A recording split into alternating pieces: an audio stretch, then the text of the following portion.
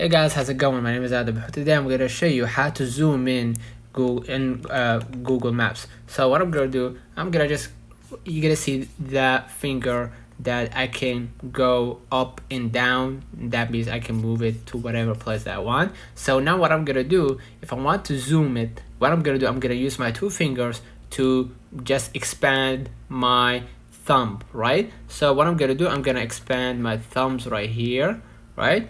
To zoom in to that exact place that I want to see, right? And then you're gonna, if you want to actually zoom out, you're gonna shrink, your phone, your thumb, right? You're gonna just shrink it to be more out and more general. So basically that's it. Let me know in the comments if this video helped you. Don't forget to like and subscribe. Thank you for watching.